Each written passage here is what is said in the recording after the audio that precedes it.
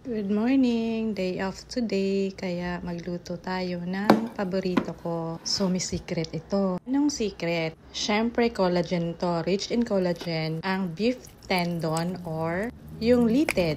Lagi akong gumagawa nito ng papaitan. Kaya paborito ko talaga to. 2 ingredients lang to, pero sobrang sarap. Iniisip ko, why should I buy collagen powder, juice? Ang mahal-mahal. Eto na lang, meron din siyang liver, beef liver, 2 lang siya. Then, of course, I use avocado oil kasi di ba may acid reflux ako. So, ito yung gagamitin natin. Pero pag wala naman kayong nararamdaman, you can use regular oil. Pero so far, okay ako dito sa avocado oil. Medyo expensive nga lang. So, simple lang ang luto nito. Gisa-gisa mo lang. Meron akong spices, ginger, onion, at garlic. Yung simpleng luto lang siya. Kasi papaitan ang lulutuin natin. So, ang papaitan pala nagpapaganda.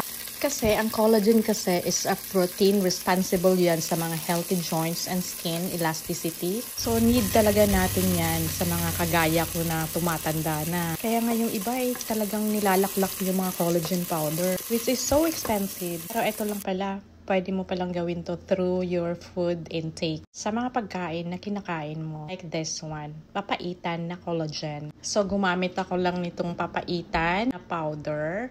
Ilocano pinapaitan, pero hindi ako Ilocano ha. So Bisayang papaitan raday ni Bisaya na papaitan. And I'm using patis, hindi po salt ang gamit ko. It's a fish sauce. So very healthy talaga tong papaitan natin. Then we have also a liver, beef liver, which is very rich in iron. So like me na may acid reflux, very careful ako sa mga kinakain ko. At kahit may health benefits itong beef na liver, needs ko pa din nalilimit ko yung pagkain ko. It's because I don't want this food to stay in my stomach. Di siya madadigest and it will go back to my esophagus.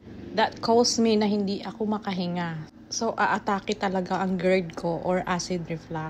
So, nag-add lang ako ng 2 cups of water. Then, you can add more. Depende sa gusto mo. Kasi nga, sabaw nga soup. Paitan soup. So, lulutuin mo lang siya na mga 5 minutes kasi luto na kasi yung litid or yung beef tendon ko. And the liver is madali lang siyang luto. So, ito na yung papaitan natin. Madali lang, di ba? Thanks for watching!